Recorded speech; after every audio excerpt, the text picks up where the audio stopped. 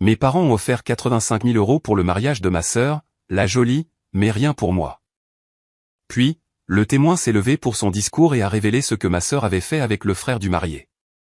Maman a agrippé le bras de papa, tu le savais? Je m'appelle Amélie Dubois et j'ai 29 ans. J'ai passé toute ma vie à être qualifiée de la moche par mes propres parents. L'oublier, le plan de secours, la fille dans laquelle ils n'ont jamais pris la peine d'investir. Il y a 6 mois, ma sœur Sophie s'est mariée. Mes parents ont dépensé 85 000 € pour son mariage.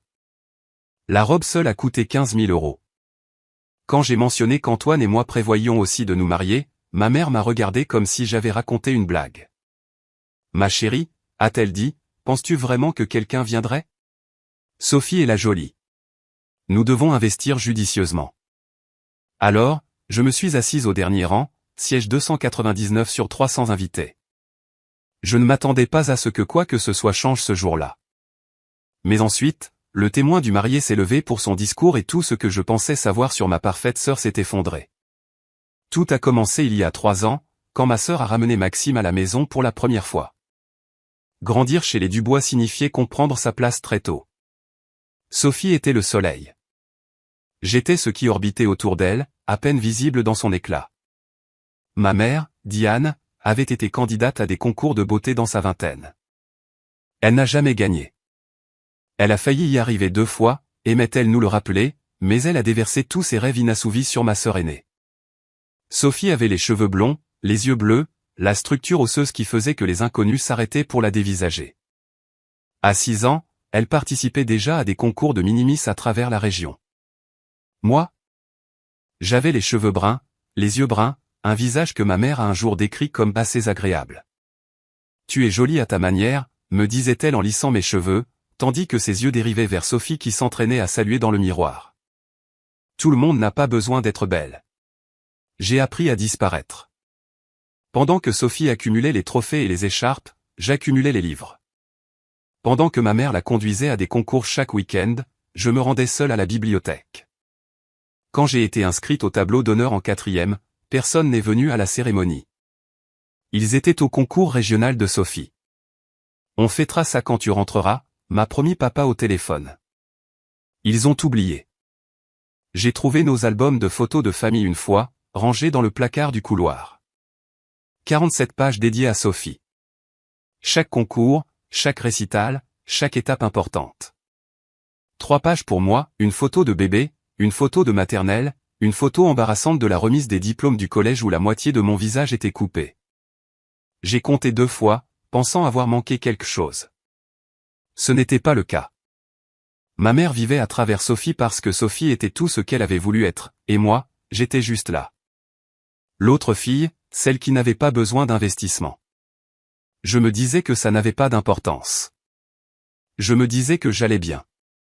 J'avais 29 ans avant de réaliser que je m'étais menti. Maxime Laurent est entré dans nos vies lors d'un gala de charité il y a 3 ans. Sophie y était en tant qu'influenceuse. Elle avait bâti une communauté d'1 demi-million de personnes qui la regardaient appliquer du rouge à lèvres et parler de bien-être. Maxime était là parce que sa famille avait financé tout l'événement. La famille Laurent. La vieille fortune. Le genre de richesse qui n'a pas besoin de s'annoncer. Quand Sophie l'a ramenée pour le dîner du dimanche, ma mère a failli s'évanouir. Un Laurent, a-t-elle chuchoté à mon père dans la cuisine, en lui agrippant le bras. Tu imagines notre Sophie avec un Laurent? À partir de ce moment, chaque conversation chez nous tournait autour de Maxime, du travail de Maxime dans la société d'investissement, du domaine familial de Maxime sur la Côte d'Azur, de la préférence de la mère de Maxime pour les mariages d'hiver. J'étais assise à table, invisible, pendant que mes parents planifiaient l'avenir de Sophie comme des généraux préparant une campagne. Cela pourrait tout changer pour notre famille, a dit maman une fois, sans même prendre la peine de baisser la voix. Je sortais avec Antoine depuis 2 ans à l'époque. Il enseignait le français au lycée, Molière et Hugo à des adolescents qui, pour la plupart, s'en fichaient. Il me faisait rire. Il se souvenait de mon anniversaire. Il ne m'a jamais fait sentir que j'étais le plan de secours de quelqu'un. La première fois que je l'ai amené rencontrer mes parents, le sourire de ma mère a vacillé. Un professeur, a-t-elle dit, en le toisant de la tête aux pieds. Eh bien, c'est gentil. Il est brillant, ai-je dit. J'en suis sûr, ma chérie. Elle s'est tournée vers mon père. Sophie t'a dit? Maxime l'emmène à Saint-Tropez le week-end prochain. Antoine a serré ma main sous la table. Il n'a rien dit. Il n'en avait pas besoin. Ce soir-là, en rentrant, il m'a demandé pourquoi je continuais d'essayer. Je n'avais pas de bonne réponse. Je n'en ai toujours pas. Mais je me souviens de la première fois où j'ai vu Théo Laurent, le frère cadet de Maxime, regarder ma sœur comme si elle était quelque chose qu'il voulait dévorer. Maxime a fait sa demande le jour du 32e anniversaire de Sophie. Un diamant de 3 carats, un toit terrasse à Paris, un photographe caché derrière une plante en pot pour capturer son visage surpris pour Instagram. L'annonce des fiançailles est arrivée avec un budget qui m'a donné le vertige. 85 000 €, a annoncé ma mère au dîner, rayonnante comme si elle avait gagné au loto. Le lieu seul coûte 40 000 €, mais la famille Laurent connaît le propriétaire. On a une réduction. 85 000 € pour une seule journée, pour des fleurs qui allaient se faner, un gâteau qui serait mangé et une robe qui resterait dans un placard pour toujours. J'étais fiancé à Antoine depuis 3 mois à ce moment-là. Il m'avait fait sa demande discrètement dans notre appartement avec la bague de sa grand-mère et un discours qu'il avait répété tant de fois qu'il bafouillait encore. J'ai dit oui avant qu'il ait fini. Je ne l'avais pas dit à mes parents. J'attendais le bon moment. Ce soir-là, j'ai pensé que le moment était peut-être venu. Antoine et moi sommes fiancés aussi, ai-je dit quand ma mère a repris son souffle. On pense à une petite cérémonie. Peut-être au printemps prochain. Le silence fut pire que n'importe quel mot. Ma mère a posé son verre de vin. Amélie, ma chérie, c'est adorable. On pourrait faire quelque chose dans le jardin, ai-je continué. Rien de chic, juste la famille et les amis proches. Ma puce, la voix de maman était douce, comme on parle à un enfant qui ne comprend pas. Penses-tu vraiment que quelqu'un viendrait? Je veux dire, comparé au mariage de Sophie. Elle n'a pas terminé. Elle n'en avait pas besoin. Nous devons investir judicieusement, a-t-elle dit. Sophie est la jolie. Ce mariage pourrait ouvrir des portes à toute la famille. Mon père n'a rien dit. Il fixait son assiette comme si la purée de pommes de terre détenait les secrets de l'univers. Son silence me blessait plus que ses paroles. J'aurais dû partir à ce moment-là, ai-je dit à Antoine cette nuit-là. J'aurais dû en avoir fini. Mais je ne l'ai pas fait, parce que la fête de fiançailles avait lieu dans 2 semaines. Et c'est là que tout a commencé à s'effilocher. Le domaine des Laurent ressemblait à une page de magazine. Des colonnes blanches, des étayés au cordeau, des serveurs glissant à travers la foule avec des flûtes de champagne qui coûtaient probablement plus cher que mon loyer mensuel. J'y suis allé seul. Antoine n'était pas invité. Place limitée, avait expliqué Sophie, sans vraiment croiser mon regard. Famille seulement. Tu comprends? Je comprenais parfaitement. La fête de fiançailles était un défilé de gens que je ne connaissais pas. Les amis d'université de Maxime, les associés de ses parents, des parents éloignés dont les noms figuraient sur des bâtiments. Je dérivais dans la foule comme un fantôme, souriant quand on me souriait, hochant la tête quand on me la hochait. C'est là que j'ai vraiment remarqué Théo pour la première fois. Le frère cadet de Maxime avait 28 ans, un coach sportif avec le genre de corps qui devrait être sur un panneau publicitaire. Il avait les mêmes cheveux sombres que Maxime, la même mâchoire forte, mais il y avait quelque chose de plus vif dans ses yeux, quelque chose d'affamé. Je l'ai observé en train de regarder Sophie de l'autre côté de la pièce.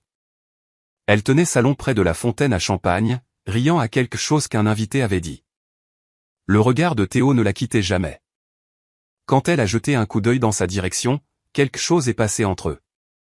Rapide, électrique, disparu avant que je puisse le nommer. J'ai chassé cette pensée. J'étais paranoïaque, sensible, jalouse, probablement, même si je détestais l'admettre. Belle fête, n'est-ce pas? Je me suis retourné pour trouver un homme plus âgé à côté de moi, un appareil photo suspendu à son cou. Il avait des yeux bienveillants et des cheveux gris qui bouclaient sur ses tempes. Robert Laurent, dit-il en tendant la main. L'oncle de Maxime. Je suis le photographe non officiel de la famille. Amélie, la sœur de Sophie. Ah, son sourire était chaleureux. Celle dont elle ne parle jamais. J'ai ri, surprise. C'est si évident? Je remarque les choses. Il tapota son appareil photo. Déformation professionnelle. C'est incroyable ce qu'un zoom peut capturer de nos jours. Chaque moment, même ceux que les gens pensent que personne ne voit. Il s'est éloigné pour photographier le couple heureux. Je n'y ai pas beaucoup pensé à ce moment-là. J'aurais dû. Antoine m'attendait quand je suis rentré, un regard sur mon visage et il m'a tiré sur le canapé, m'enlaçant comme s'il pouvait me protéger de ma propre famille.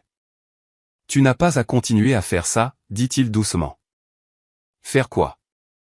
Essayer avec eux. Il s'est reculé pour me regarder. Amélie, ça fait 2 ans que je les vois te traiter comme une option secondaire. Chaque dîner, chaque fête. Tu mérites mieux. C'est ma famille. Une famille ne te fait pas te sentir comme ça. Je voulais argumenter. Je voulais les défendre comme je l'avais toujours fait. Ils ne sont pas si méchants. Ils ne le pensent pas. C'est juste leur façon d'être. Mais les mots sont restés coincés dans ma gorge. Je continue d'espérer, ai-je finalement dit, qu'un jour ils me verront vraiment, comme ils voient Sophie. Et s'ils ne le font jamais? La question flottait entre nous, lourde et sans réponse. J'ai pensé à ce que je risquais de perdre si je gardais le silence. Mon respect de moi-même, certainement. Ma relation avec Antoine, car combien de temps pourrait-il me regarder être traité ainsi avant de cesser de me respecter, moi aussi? Ma chance de trouver la paix, de construire une vie qui ne soit pas dans l'ombre de l'éclat de ma sœur. Antoine m'a demandé en mariage il y a 3 mois, ai-je dit soudainement. Je ne leur ai pas dit. J'avais peur de leur dire parce que je savais qu'ils me feraient sentir que ça n'avait pas d'importance, que je n'ai pas d'importance. Il est resté silencieux un long moment. Tu comptes pour moi, a-t-il dit. Tu seras toujours mon premier choix. J'ai pleuré alors, de gros sanglots les que j'avais retenus pendant 29 ans. C'est la dernière fois, lui ai-je promis. Le mariage, j'irai. Je regarderai Sophie avoir sa journée parfaite, et puis j'en aurai fini. Nous construirons notre propre vie loin d'eux. 3 mois jusqu'au mariage, 3 mois à endurer. Mais le destin, comme il s'est avéré, avait d'autres plans. La fête prénuptiale a eu lieu dans un hôtel de charme du centre-ville. 20 des amis les plus proches de Sophie, des influenceuses, des mondaines, des femmes aux cheveux parfaits et aux sourires acérés. Je suis arrivé tôt pour aider à installer, comme on me l'avait demandé. Pas en tant qu'invité, mais en tant qu'aide. Peux-tu arranger la table des cadeaux, m'a demandé Sophie sans me regarder. Et assure-toi que les amuse-gueules sortent à l'heure. Tu sais comment sont les traiteurs. Bien sûr. J'ai passé la première heure à ajuster les centres de table et à diriger le personnel. Quand je me suis finalement assise avec une assiette de sandwich au concombre intact, une des amies de Sophie s'est approchée. Tu es la sœur, n'est-ce pas? Elle avait des extensions jusqu'à la taille et des cils qui pourraient attiser un petit feu. Vous êtes si différentes. Sophie est apparue à côté d'elle, champagne à la main. On nous le dit souvent. Vous devez être si excité pour elle. J'ai souri.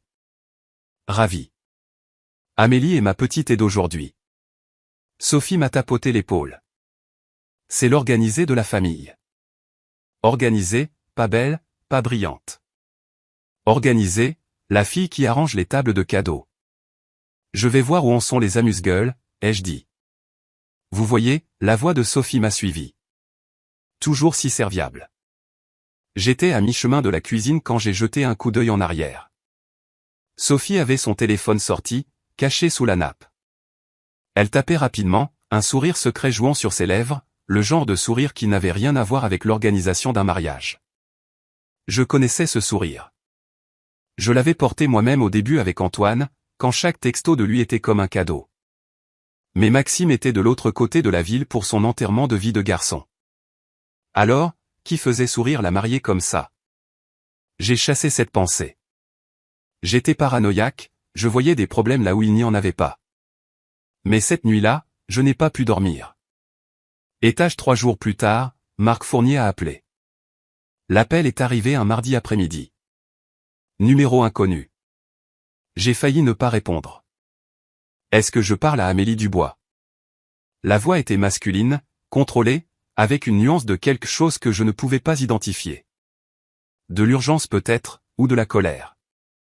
Qui demande? Marc Fournier. Je suis le témoin de Maxime. Nous nous sommes brièvement rencontrés à la fête de fiançailles. Je me souvenais vaguement de lui. Grand, sérieux, observant la foule avec les yeux perçants de quelqu'un qui gagne sa vie en posant des questions. Maxime avait mentionné qu'il était journaliste. Nous devons parler, dit-il, à propos de Maxime. Je connais à peine Maxime. C'est ça le problème. Une pause. Lui non plus ne le connaît pas. Les mots flottaient là, étranges et menaçants.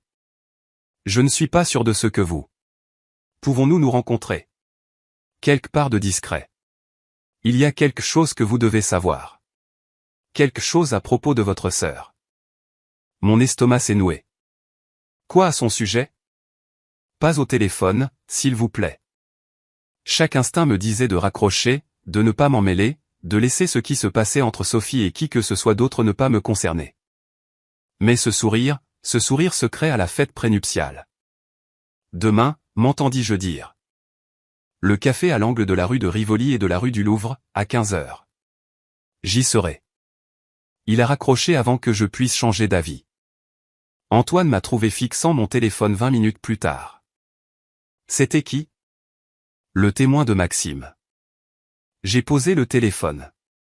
Il dit qu'il doit me dire quelque chose sur Sophie. Quel genre de chose? Je ne sais pas encore.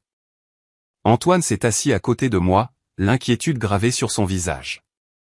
Amélie, quoi que ce soit, tu n'as pas à t'impliquer. Je sais. Mais quelque chose en moi, la partie qui était restée silencieuse pendant 29 ans, la partie qui avait regardé et attendu et ne s'était jamais exprimée, cette partie voulait savoir. Pour une fois, je voulais savoir ce qui se passait vraiment. Marc attendait déjà quand je suis arrivé, penché sur un café noir comme s'il contenait des réponses qu'il ne pouvait trouver nulle part ailleurs. De près, il avait l'air fatigué, du genre de fatigue qui vient quand on sait quelque chose qu'on préférerait ignorer. Merci d'être venu. Il a désigné le siège en face de lui. Je n'étais pas sûr que vous viendriez. J'ai failli ne pas venir. Je me suis assise, enroulant mes mains autour de mon latin tact. Alors, de quoi s'agit-il? Il n'a pas perdu de temps en politesse. Maxime est comme un frère pour moi. On se connaît depuis la première année de fac. C'est l'une des personnes les plus honnêtes que j'ai jamais rencontrées. Marc a croisé mon regard. Il mérite de savoir la vérité. À propos de quoi? Votre sœur et Théo. Le nom m'a frappé comme de l'eau froide. Théo, le frère de Maxime, celui aux yeux affamés. Je les ai vus ensemble, a continué Marc. À la fête de fiançailles, dans un restaurant il y a 2 semaines. Le mois dernier, j'ai vu Sophie quitter l'immeuble de Théo à 2h du matin. Ça ne veut rien dire. Je sais ce que j'ai vu. J'ai pensé au sourire secret de Sophie, à la façon dont Théo l'avait regardé de l'autre côté de la pièce. Pourquoi me dites-vous ça? Parce que Maxime ne m'écoutera pas. Il pense que je suis paranoïaque, surprotecteur. Marc s'est penché en avant. Mais vous êtes sa sœur. Vous avez peut-être remarqué quelque chose. N'importe quoi. La fête prénuptiale, le téléphone caché, le texto qu'il avait fait rayonner. Je ne sais rien de certain, dis-je prudemment. Mais vous avez vu quelque chose. J'ai hésité. Peut-être. Alors aidez-moi. Sa voix s'est légèrement brisée. Aidez-moi à le sauver d'épouser quelqu'un qui lui ment. J'aurais dû dire non. J'aurais dû partir. Laisser les cartes tomber où elles le devaient. Au lieu de ça, j'ai demandé, qu'est-ce que vous prévoyez de faire exactement? Tout ce qu'il faudra. Le mariage était dans 8 semaines, et je venais de mettre le pied dans quelque chose dont je ne pouvais plus sortir. Le dîner de répétition a eu lieu dans un salon privé de l'un des plus anciens restaurants de la ville. Boiserie sombre, lustre en cristal, le genre d'élégance discrète qui chuchotait la vieille fortune. J'étais assise au bout de la table entre 2 tantes âgées de Maxime, qui n'arrêtaient pas d'oublier mon nom. Pendant une accalmie entre les plats, je me suis excusé et j'ai erré vers le fond de la pièce où Robert Laurent se tenait seul, faisant défiler les photos sur son appareil. Vous faites de belles prises, ai-je demandé. Il a levé les yeux, surpris, puis a souri. Amélie, la sœur invisible. Vous vous en souvenez. Je vous ai dit que je remarquais les choses. Il a tourné l'appareil vers moi, montrant l'écran LCD. Vous voulez voir? Il a cliqué sur des dizaines d'images. Sophie riant avec Maxime, mes parents rayonnants, des toasts au champagne et des gros plans à la lueur des bougies. Puis il s'est arrêté sur une photo. Le sourire a disparu de son visage, sa mâchoire s'est crispée presque imperceptiblement. Quelque chose ne va pas, ai-je demandé. Certains moments ne devraient pas être capturés, a-t-il marmonné, plus pour lui-même que pour moi. Il a cliqué pour passer à la suivante avant que je puisse voir, mais j'ai eu un aperçu. 2 silhouettes blotties dans ce qui semblait être un coin ombragé. Proche. Trop proche. Oncle Robert. La voix de Maxime a traversé la pièce. Viens prendre une photo de nous avec papa et maman. Robert a forcé un sourire. Le devoir m'appelle.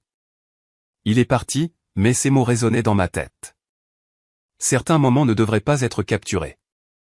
J'ai trouvé Marc de l'autre côté de la pièce, en pleine conversation avec l'un des garçons d'honneur. Nos regards se sont croisés brièvement. Il m'a fait un signe de tête presque imperceptible. Plus tard, en marchant vers ma voiture, mon téléphone a vibré. Marc. Robert a vu quelque chose. J'en suis sûr. J'essaie de le faire parler. J'ai fixé le message pendant un long moment. Quoi qu'il se passe, c'était plus grand que des soupçons et des regards maintenant.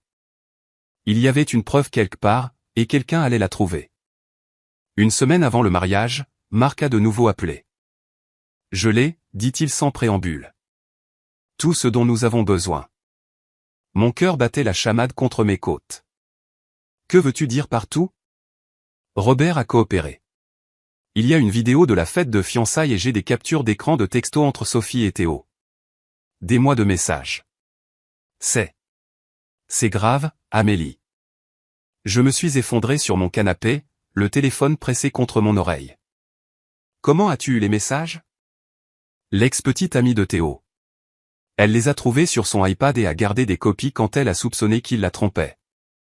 Un rire amer. Il s'avère qu'elle avait raison, mais pas avec qui elle pensait.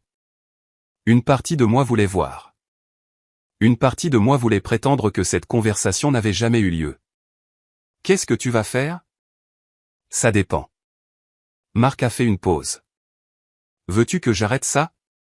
Je peux aller voir Maxime ce soir. Tout lui montrer. Le mariage n'aura pas lieu.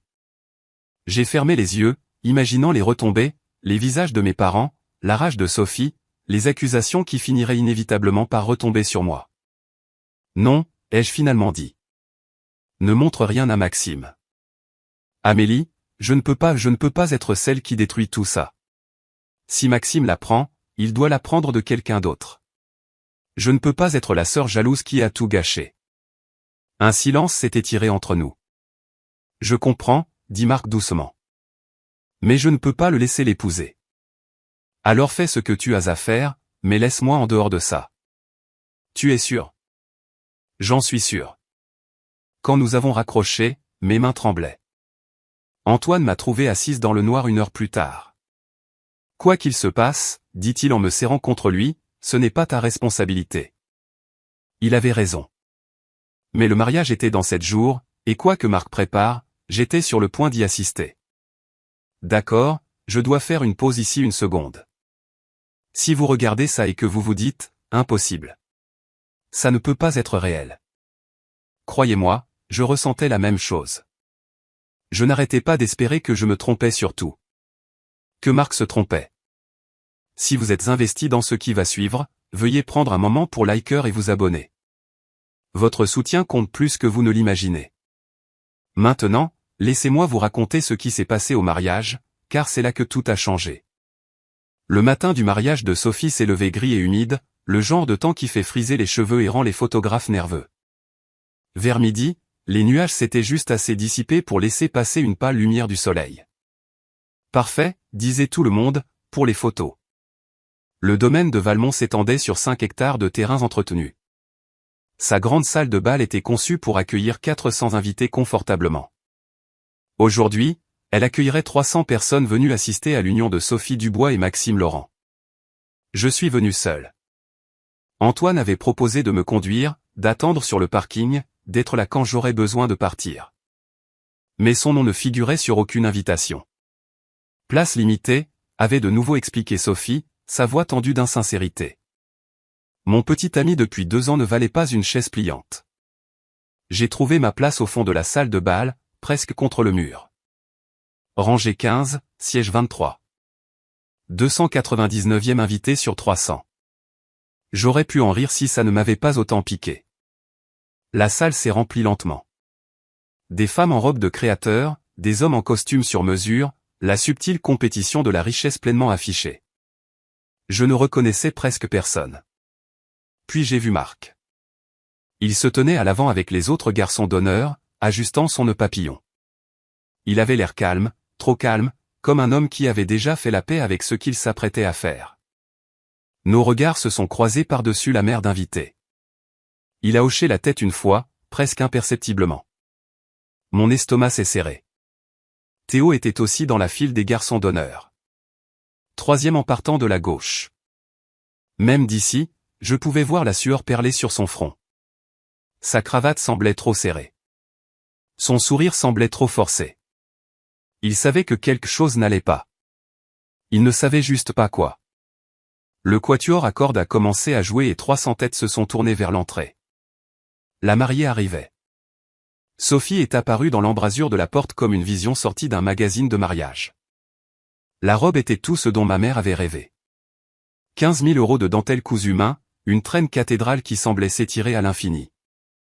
Un voile si délicat qu'il ressemblait à de la brume matinale.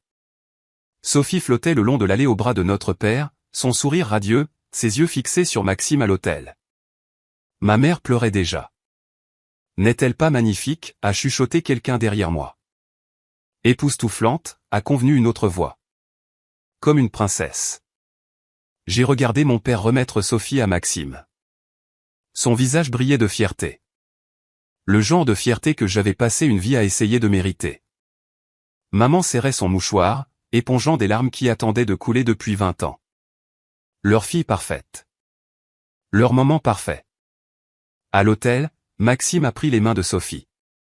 Son visage était ouvert, confiant, plein d'un amour si sincère que ma poitrine s'est serrée. Il n'avait aucune idée. Aucune idée que la femme en blanc lui mentait depuis des mois. Aucune idée que son propre frère connaissait le goût de ses lèvres. Moi, Maxime, je te prends, Sophie, pour être ma femme, dit-il, la voix ferme, pour t'avoir et te garder, à partir de ce jour. Pour être honnête et fidèle. Honnête. Fidèle. L'ironie ne m'a pas échappé. Sophie a répété ses vœux sans un tremblement, sans une once de culpabilité. Elle était douée. Elle avait toujours été douée pour jouer la comédie. Je vous déclare maintenant mari et femme. La foule a éclaté en applaudissements. 300 personnes célébrant un mensonge. J'ai applaudi aussi. Que pouvais-je faire d'autre? Mais alors que les nouveaux mariés remontaient l'allée, j'ai surpris l'expression de Théo, blanc comme un linge, transpirant à travers son costume coûteux. Quoi qu'il arrive, il le sentait aussi. Nous le sentions tous. Nous ne savions juste pas à quel point c'était proche. La réception a eu lieu dans la grande salle de bal, transformée en un pays des merveilles de roses blanches et de chandelles. Des lustres en cristal projetaient des prismes doux sur la piste de danse où Sophie et Maxime se balançaient pour leur première danse. J'étais assise à une table près du fond avec des invités que je ne connaissais pas. Personne ne s'est présenté. Personne ne m'a demandé mon nom. Puis ma mère a pris le micro. Je veux dire quelques mots sur ma magnifique fille. La salle s'est tue. Diane Dubois se tenait au centre de l'attention, exactement là où elle avait toujours voulu être. Sophie a été ma fierté et ma joie depuis sa naissance. Je savais qu'elle était spéciale. Je savais qu'elle était destinée à de grandes choses. La voix de maman s'est brisée avec une émotion répétée. Et maintenant, en la voyant avec Maxime, je sais que tous mes rêves pour elle se sont réalisés. Les invités ont murmuré leur approbation. Mon père rayonnait. Et bien sûr, a continué maman, balayant la salle du regard, mon autre fille est ici quelque part. Amélie, fais un signe d'où que tu sois. 299 visages se sont tournés, cherchant. Quelques personnes ont gloussé quand ils n'ont pas pu me trouver. Je n'ai pas fait de signe. Eh bien, elle est timide. Maman a balayé ça d'un rire. Quoi qu'il en soit, au marié. Au marié, a fait écho la foule. Je suis resté parfaitement immobile, la chaleur montant à mes joues. Mon autre fille. Pas ma fille cadette. Pas mon deuxième enfant. Mon autre fille, comme si j'étais un accessoire qu'elle avait presque oublié de mentionner. À la table d'honneur, Marc a vérifié quelque chose sous sa serviette, une mallette d'ordinateur portable partiellement cachée, une clé USB dans sa paume. Il a croisé mon regard. Son expression disait, c'est l'heure. Et maintenant, a annoncé le maître de cérémonie, veuillez accueillir le témoin du marié pour son toast. Marc s'est levé lentement, a ajusté sa cravate, a souri. Ce n'était pas un sourire chaleureux. C'était le sourire de quelqu'un sur le point d'incendier un château de cartes.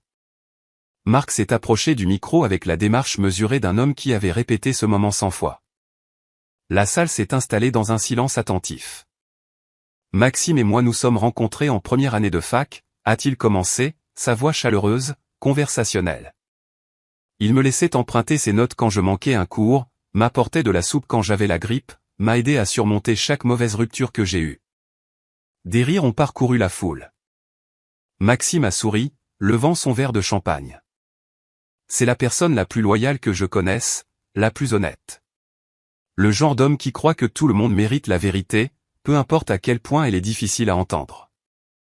Quelque chose a changé dans le ton de Marc. Subtil, mais je l'ai perçu. Un léger durcissement. Maxime m'a dit un jour que la confiance est le fondement de toute relation.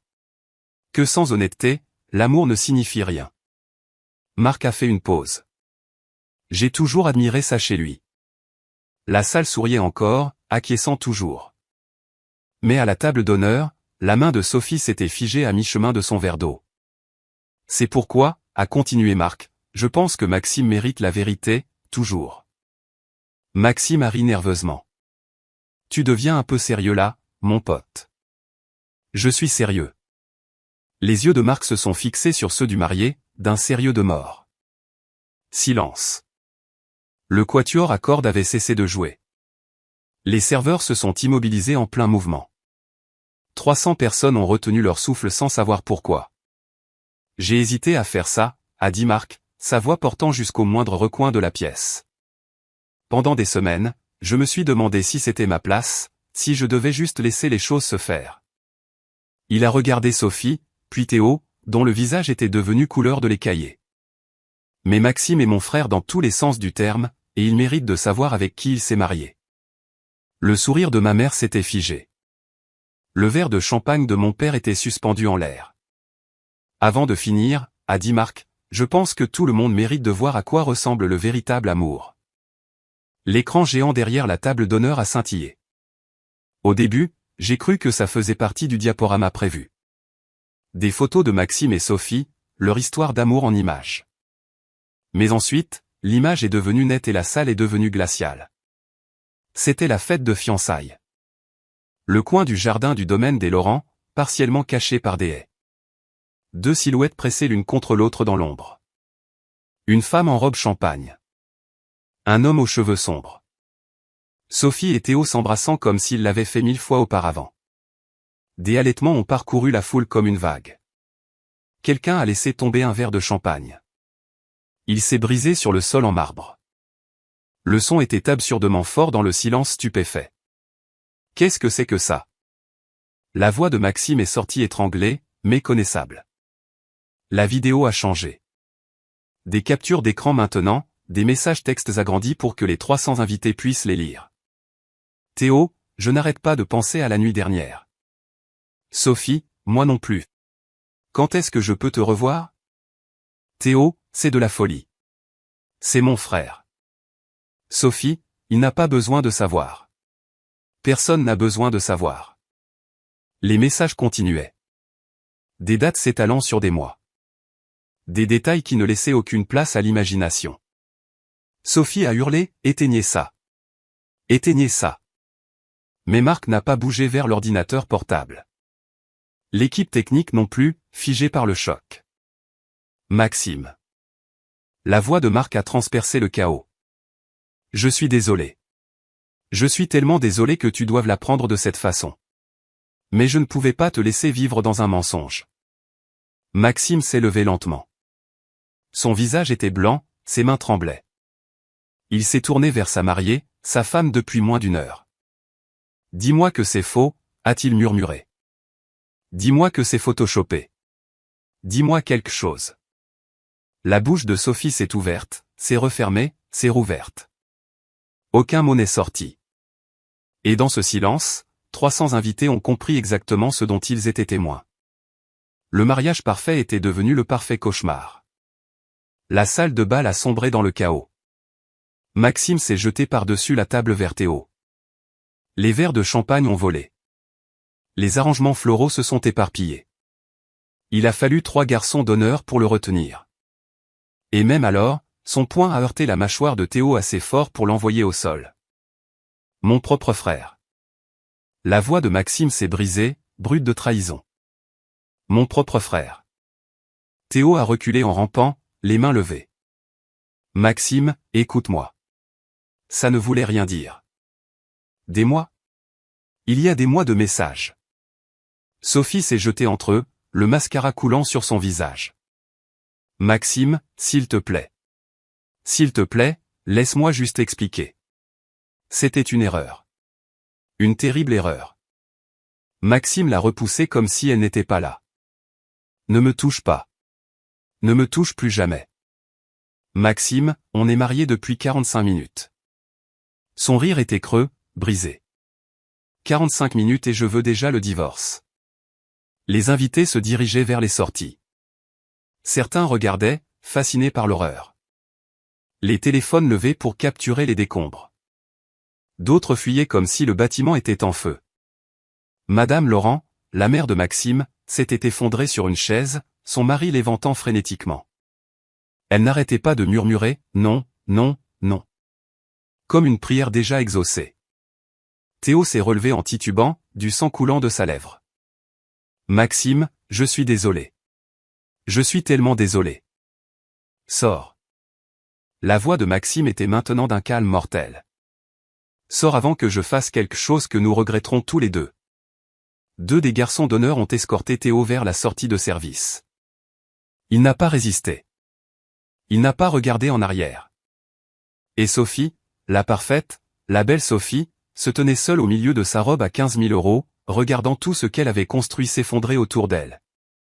Pendant un instant, juste un instant, j'ai presque eu pitié d'elle. Puis je me suis souvenu de chaque mot cruel, de chaque regard dédaigneux, de chaque fois qu'elle m'avait fait sentir que je n'étais rien. L'instant est passé.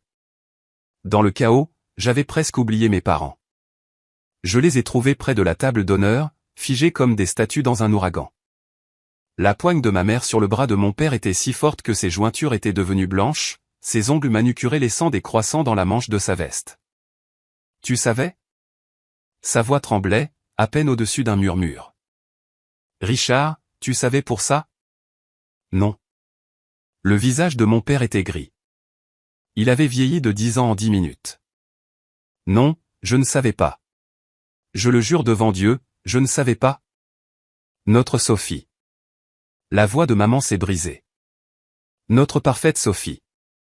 Elle s'est interrompue, incapable de finir, incapable de réconcilier la fille qu'elle avait vénérée pendant 32 ans avec la femme qui venait de détruire son propre mariage. Puis ma mère m'a vu. Nos regards se sont croisés à travers le chaos, les pétales de rose éparpillés, les chaises renversées, les invités sous le choc. Elle s'est avancée vers moi comme une somnambule. Amélie. Elle m'a attrapé par les bras, ses doigts s'enfonçant. Tu savais, n'est-ce pas? Tu savais quelque chose. Je n'ai pas bronché. Je m'en doutais. Alors pourquoi ne nous as-tu rien dit? Pourquoi ne nous as-tu pas prévenus? La question flottait dans l'air, si absurde que j'ai failli rire. M'auriez-vous cru, ai-je demandé doucement. Bien sûr que je t'aurais cru. Vraiment? J'ai rencontré son regard, stable et sans faille. Si j'étais venu te voir pour te dire que Sophie trompait Maxime, qu'aurais-tu fait? Aurais-tu cru l'autre fille? Ou m'aurais-tu traité de jalouse? La bouche de maman s'est ouverte. C'est refermé. Aucun mot n'est sorti. C'est bien ce que je pensais. J'ai doucement retiré ses mains de mes bras. Derrière nous, Maxime se dirigeait vers la sortie, flanqué de Marc et de ses parents. Il n'a pas regardé Sophie. Pas une seule fois. Je comprenais exactement ce qu'il ressentait. Maxime s'est arrêté à l'entrée de la salle de bal et s'est tourné pour faire face aux invités restants. Peut-être une centaine de personnes étaient encore là, trop choquées ou trop curieuses pour partir. Sa voix était ferme quand il a parlé, étrangement ferme. Je tiens à remercier tout le monde d'être venu aujourd'hui. Je sais que ce n'est pas la célébration que vous attendiez. Un sourire amer a traversé son visage. Ce n'est pas celle que j'attendais non plus. Sophie s'est frayé un chemin à travers la foule. Maxime, s'il te plaît, pouvons-nous juste parler en privé? S'il te plaît. Il ne l'a pas regardé. Mon avocat vous contactera lundi. Nous entamerons immédiatement la procédure d'annulation. Annulation? Maxime, tu ne peux pas. Je peux, et je le ferai. Finalement, il s'est tourné pour lui faire face. Tu as eu des mois pour me dire la vérité. Des mois. Au lieu de ça, tu m'as laissé me tenir à cet hôtel et prononcer des vœux que tu savais être une blague. Ce n'était pas une blague pour moi. Tu couchais avec mon frère. Chaque mot tombait comme une pierre. Pendant des mois, et tu m'as épousé quand même.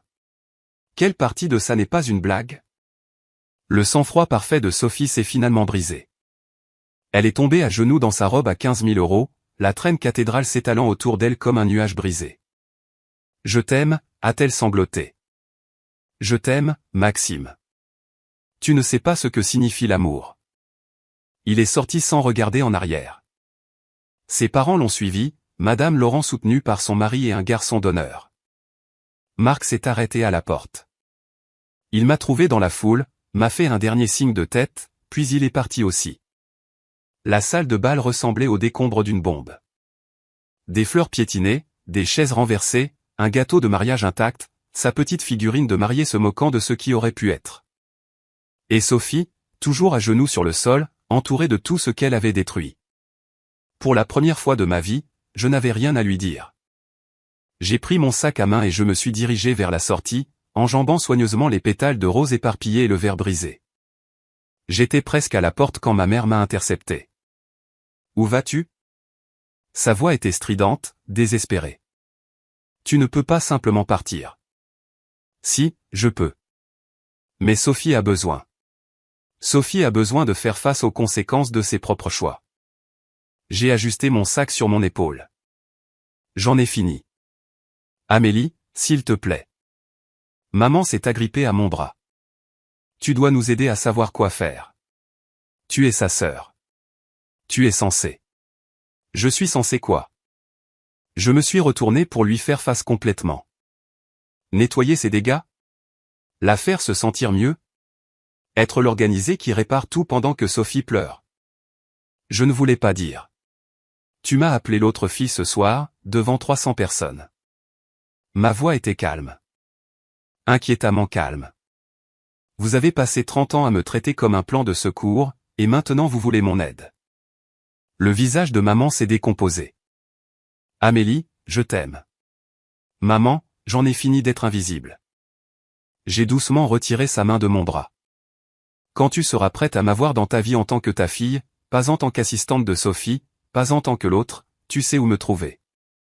Je suis sorti avant qu'elle puisse répondre. Antoine attendait sur le parking, appuyé contre sa voiture comme s'il était là depuis des heures. Peut-être que oui. C'était grave, a-t-il demandé. Biblique. Il m'a ouvert la portière passager sans un mot de plus. Nous étions à mi-chemin de la maison avant que je réalise que je pleurais. Pas pour Sophie, pas pour mes parents, mais pour la petite fille qui avait compté les pages d'albums photos et qui n'avait pas trouvé son compte. Pour la femme qui avait enfin cessé d'attendre d'être vue. Antoine a pris ma main. Il ne l'a pas lâchée jusqu'à ce que nous arrivions à la maison. Je sais que certains d'entre vous pourraient penser que j'aurais dû me sentir plus satisfaite à ce moment-là. Vengée peut-être, mais honnêtement, je me sentais juste fatigué. Fatigué de me battre pour des miettes de leur attention. Fatigué d'être en colère. Si cette histoire résonne en vous, veuillez commenter ci-dessous. Avez-vous déjà dû regarder le karma faire son travail? J'aimerais beaucoup entendre vos expériences. Maintenant, laissez-moi vous dire ce qui s'est passé dans les semaines qui ont suivi. Les retombées ont été rapides et impitoyables. En 48 heures, des vidéos du mariage s'étaient propagées sur toutes les plateformes de médias sociaux importantes. Quelqu'un avait capturé tout le discours de Marc sur son téléphone. Quelqu'un d'autre avait filmé la crise de nerfs de Sophie. Un autre avait obtenu des images de Théo s'enfuyant avec du sang sur le visage. Le lundi matin, la communauté Instagram soigneusement cultivée de Sophie avait implosé. Elle avait bâti sa marque sur l'authenticité, sur les relationship goals, sur des publications sponsorisées sur la confiance et la communication. Ses 500 000 abonnés lui avaient fait confiance. Maintenant, il se sentait trahi et il voulait qu'elle paie. Les commentaires étaient brutaux. Je n'arrive pas à croire que j'ai suivi les conseils d'une tricheuse. Son pauvre mari. 1 heure de mariage. Comment peux-tu tromper ton fiancé avec son frère? Voilà ce qui arrive quand on est belle mais vide à l'intérieur. En une semaine, elle était passée de 500 000 à moins de 100 000 abonnés. Les marques qu'il avait payées pour promouvoir leurs produits ont disparu du jour au lendemain. 3 contrats de sponsoring d'une valeur de près de 50 000 € par an ont été annulés avant même qu'elle puisse faire une déclaration. L'appartement qu'elle partageait avec Maxime, le luxueux gratte-ciel qu'il payait, n'était plus à elle. Elle avait 72 heures pour récupérer ses affaires. Mes parents sont allés en ville pour l'aider à déménager. Ils sont revenus avec une voiture pleine de vêtements de marque et une fille qui n'arrêtait pas de pleurer. Sophie est retournée dans sa chambre d'enfant à 32 ans. Et Théo, il a été discrètement effacé de la famille Laurent. Il travaillait dans une salle de sport détenue en partie par un fonds familial des Laurent. Cela s'est terminé immédiatement. Aux dernières nouvelles, il avait déménagé dans le sud-ouest. Nouveau départ, nouveau nom sur ses profils sociaux. La Jolie et le frère en or. Regardez jusqu'où ils étaient tombés. 2 semaines après le mariage, ma mère a appelé. J'ai failli ne pas répondre, mais quelque chose en moi, la partie qui n'avait jamais complètement perdu espoir, m'a fait accepter. Amélie. Sa voix semblait différente, plus petite. J'ai besoin de te parler. À propos de quoi? Une longue pause. J'ai beaucoup réfléchi. À propos de Sophie. À propos de tout. J'ai attendu. Je ne l'ai pas vue. Elle a continué, sa voix se brisant. Toutes ces années, je n'ai pas vu qui elle était vraiment. J'étais tellement concentré sur sa beauté, son succès, son potentiel. J'ai manqué tout ce qui comptait. Maman. Laisse-moi finir. Une respiration tremblante. Je suis désolé de ne pas avoir vu la vraie Sophie. Je suis désolé de lui avoir fait confiance alors que je n'aurais pas dû. J'ai remarqué ce qu'elle ne disait pas. Et j'ai incité doucement. Et quoi? Tu es désolé de ne pas avoir vu Sophie clairement? Et moi?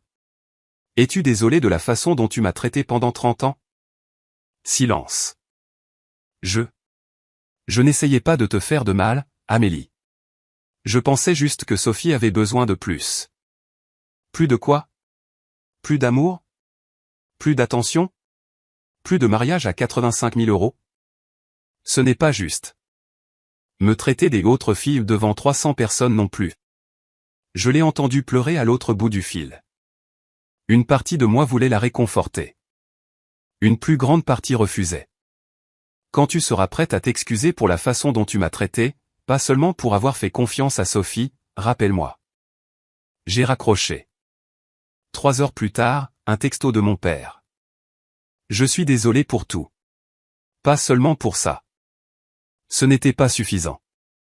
Mais c'était la première fois qu'il le reconnaissait. Peut-être y avait-il de l'espoir. Peut-être pas. Quoi qu'il en soit, je n'allais plus attendre pour le savoir. J'avais ma propre vie à construire. Antoine et moi avons fixé une date. Pas un lieu comme le domaine de Valmont. Pas une liste d'invités de 300 inconnus.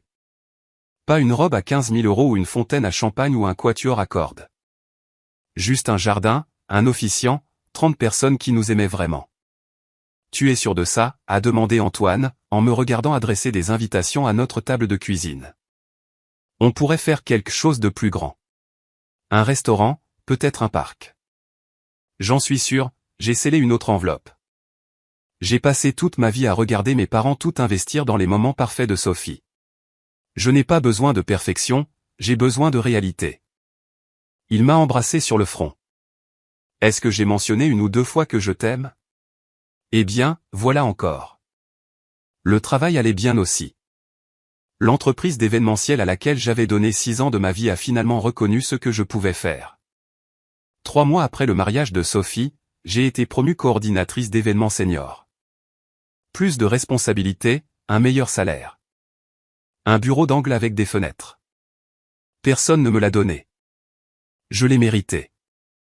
Marc est resté en contact. Il s'était inquiété après le mariage que je lui en veuille pour le chaos. Ce n'était pas le cas. Maxime méritait la vérité et Marc la lui avait donnée. Parfois, l'amitié signifie dire aux gens ce qu'ils ne veulent pas entendre. Maxime lui-même se remettait lentement. L'annulation s'est faite sans contestation. Sophie n'avait aucune base pour la contester. La dernière fois que Marc m'en a parlé, Maxime sortait à nouveau avec quelqu'un. Rien de sérieux, juste apprendre à faire confiance à nouveau. Il a demandé de tes nouvelles, a mentionné Marc lors d'un de nos appels. Il voulait que je te dise qu'il est reconnaissant de ne pas avoir prévenu Sophie, d'avoir laissé la vérité éclater. Je n'ai rien fait. Parfois, c'est exactement ce qu'il faut. 3 mois de passé, une vie à venir, et pour la première fois, je la construisais pour moi-même. Le texto est arrivé 2 mois après le mariage. On peut parler? J'ai besoin de ma sœur. J'ai fixé mon téléphone pendant un long moment. Antoine corrigeait des copies à la table de la cuisine, ses lunettes glissant sur son nez, un stylo rouge à la main. Normal, calme, sûr. Sophie, ai-je dit. Il a levé les yeux. Qu'est-ce qu'elle veut? Parler. Tu veux y aller? Est-ce que je le voulais? J'avais passé 2 mois dans un silence bien heureux. Pas de drame familial, pas de comparaison, pas de sentiment de ne pas être assez. Une partie de moi voulait que ça reste comme ça pour toujours. Mais une autre partie, celle qui se souvenait encore de tresser les cheveux de Sophie quand nous étions petites, de partager des secrets sous les couvertures, d'être sœurs avant d'être rivales, cette partie n'était pas prête à lâcher complètement. Je pense que je dois le faire, ai-je finalement dit, pour tourner la page, si rien d'autre. J'ai répondu par texto, un café? Samedi? Lieu public. Pas de parents. Sa réponse est venue immédiatement. Merci. Merci beaucoup. Samedi est arrivé gris et bruineux. Je suis arrivé au café la première, j'ai commandé un latte, j'ai choisi une table près de la fenêtre d'où je pouvais regarder la pluie. Sophie est apparue 10 minutes en retard, ce qui était à l'heure pour elle. Mais la femme qui a franchi la porte n'était pas la sœur dont je me souvenais. Elle avait l'air plus mince, plus pâle. Les cheveux blonds qui avaient toujours été parfaitement coiffés pendaient sans vie autour de son visage. Pas de maquillage, pas de vêtements de marque, juste un jean et un pull qui avaient connu des jours meilleurs. Elle s'est glissée sur le siège en face de moi, les mains enroulées autour de son café intact comme si c'était une bouée de sauvetage. Merci de me rencontrer. Ne me remercie pas encore. J'ai gardé ma voix égale. Je n'ai pas décidé ce que je suis prête à te donner. Elle a tressailli, mais elle a hoché la tête. Je le mérite, a-t-elle dit doucement. Nous sommes restés assises là, 2 étrangères qui étaient autrefois sœurs, avec tout et rien entre nous. J'ai tout gâché. La voix de Sophie était à peine plus qu'un murmure. Je sais que j'ai tout gâché. Oui, tu l'as fait. L'histoire avec Théo, ça a commencé avant les fiançailles. Je sais que ça ne rend pas les choses meilleures, mais je veux que tu comprennes. J'avais peur. Maxime était si parfait et j'étais terrifié de ne pas être assez bien pour lui. Alors tu as couché avec son frère? Elle a grincé des dents. Je ne te demande pas de comprendre. Je veux juste. Je veux que tu saches que je suis désolé. Pour l'affaire. Pour tout. Je me suis penché en arrière sur ma chaise, l'étudiant. La femme en face de moi avait l'air brisée. Vraiment, complètement brisée. Une partie de moi voulait tendre la main et la serrer dans mes bras. Une plus grande partie se souvenait de chaque mot cruel qu'elle avait jamais prononcé. Es-tu désolé pour l'affaire, ai-je demandé prudemment. Ou es-tu désolé de la façon dont tu m'as traité pendant 29 ans? Sophie a cligné des yeux. Que veux-tu dire? Je veux dire que tu m'as appelé l'organiser devant tes amis comme si c'était une insulte. Je veux dire que tu as laissé maman passer toute mon enfance à nous comparer. Je veux dire que tu es resté là pendant qu'il t'appelait la jolie et me traitait comme si je n'existais pas. Je n'ai jamais. Je ne leur ai jamais demandé de faire ça. Mais tu ne les as pas arrêtés non plus, n'est-ce pas? Silence. Non, a-t-elle finalement admis. Je ne l'ai pas fait. Nous sommes restés assises là, le poids de 30 ans pesant sur la table entre nous. Je peux pardonner l'affaire, ai-je dit lentement. C'était entre toi et Maxime. Ce n'était pas mes affaires. Mais je ne peux pas oublier comment toi, maman et papa m'avaient fait me sentir toute ma vie. Je ne suis pas prête à faire comme si ça n'était pas arrivé. Les yeux de Sophie se sont remplis de larmes. Qu'est-ce que tu attends de moi?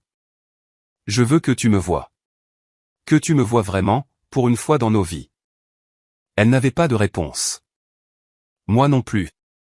J'ai appelé mes parents la semaine avant mon mariage. Maman a répondu à la deuxième sonnerie. Amélie. Sa voix était prudente, pleine d'espoir, la voix de quelqu'un qui attend la permission de revenir dans votre vie. Je me marie, ai-je dit. Samedi, 15 heures. Oh, ma chérie.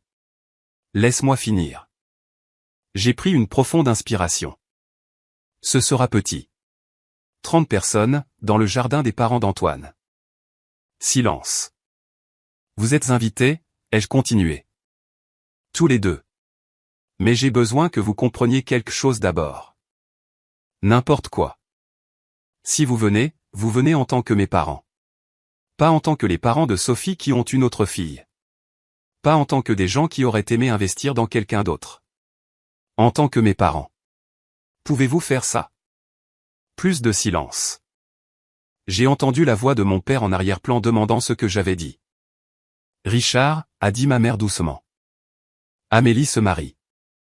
Un bruissement. Puis la voix de mon père, plus proche. On sera là, ma puce. Quoi que tu aies besoin. J'ai besoin que vous me voyiez, ai-je dit. C'est tout ce que j'ai toujours voulu. On te voit. La voix de papa s'est brisée. Je sais qu'on ne l'a pas toujours montré, mais on te voit. Maman est revenue au téléphone. Est-ce qu'on peut t'apporter un cadeau? Je sais qu'on n'a pas aidé à l'organisation, et je sais qu'on. Elle s'est arrêtée. A recommencer. Je sais que je n'ai pas été juste avec toi. J'essaie de faire mieux. C'est tout ce que je demande, ai-je dit. Juste d'essayer. Quand nous avons raccroché, Antoine m'observait depuis l'embrasure de la porte. Comment ça s'est passé? Ils viennent. J'ai souri, surprise de constater que c'était sincère. Ils viennent vraiment. Comment tu te sens? J'y ai réfléchi. Pleine d'espoir, terrifiée, mais surtout juste prête. Il a traversé la pièce et m'a prise dans ses bras. Tu vas être une mariée magnifique, a-t-il dit. Je vais être une vraie. C'est mieux. Le jour où j'ai épousé Antoine, il a plu. Pas une bruine polie comme le jour du mariage de Sophie. Une averse torrentielle qui a transformé le jardin en un champ de boue et nous a forcés tous les 35 sous une tente de location qui avait certainement connu des jours meilleurs. C'était parfait.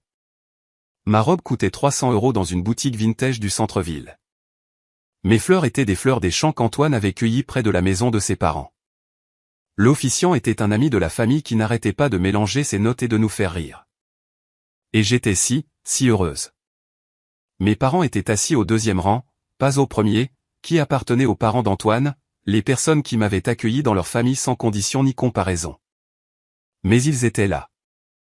Maman a pleuré pendant toute la cérémonie. Papa n'arrêtait pas de se racler la gorge et de cligner des yeux. Pour une fois, je pense qu'il pleurait pour moi. Marc est venu, amenant Maxime avec lui. Il avait l'air bien, plus léger qu'à son propre mariage désastreux, comme s'il avait enfin déposé quelque chose de lourd. Il m'a serré dans ses bras avant la cérémonie. Merci, a-t-il dit simplement. Pourquoi? De ne pas être comme elle. Sophie n'était pas là. Je ne l'avais pas invitée. Nous n'étions pas prêtes pour ça. Pas encore. Mais elle avait envoyé des fleurs et une carte. J'espère que c'est le premier jour de ton ils vécurent heureux. Tu le mérites. Ce n'était pas le pardon, mais c'était peut-être un début. Quand Antoine et moi avons prononcé nos vœux, je n'ai pas pensé au lieu qui n'était pas le domaine de Valmont ou à la robe qui n'était pas de Créateur. J'ai pensé aux 35 personnes qui étaient venues sous la pluie parce qu'elles nous aimaient. Je te choisis, a dit Antoine. Aujourd'hui et chaque jour qui suivra. Je pleurais trop pour répondre correctement, mais je pense qu'il a compris. Parfois, les gens me demandent si je déteste mes parents, si je déteste Sophie. La réponse est plus compliquée qu'un oui ou un non. J'ai passé 29 ans à attendre d'être vu. À attendre que ma mère me regarde comme elle regardait ma sœur. À attendre que mon père prenne la parole une seule fois pour dire que j'étais suffisante. À attendre que Sophie reconnaisse qu'on lui avait tout donné de ce qui m'avait été refusé. Voici ce que j'ai appris. Attendre que les autres vous valident est un jeu perdant. Vous pouvez passer toute votre vie à vous produire pour un public qui regarde quelqu'un d'autre. Ou vous pouvez construire votre propre scène. Ma relation avec mes parents est toujours en cours de reconstruction. Nous dînons ensemble une fois par mois maintenant. Ils me posent des questions sur mon travail, mon mariage, ma vie. C'est parfois gênant, mais ils essaient. Et pour la première fois, cela semble suffisant. Sophie et moi nous envoyons des textos occasionnellement. Rien de profond, juste pour prendre des nouvelles. Les petites conversations hésitantes de personnes qui reconstruisent quelque chose à partir des décombres. Peut-être que nous ne serons jamais proches. Peut-être que ce n'est pas grave. Certaines blessures guérissent différemment des autres. Mais voici la chose que je veux que vous reteniez de cette histoire, si vous ne deviez en retenir qu'une, votre valeur n'est pas déterminée par qui vous aime le plus. Poser des limites n'est pas égoïste. C'est de la survie. Et parfois, la meilleure vengeance n'est pas la vengeance du tout. C'est simplement de bien vivre.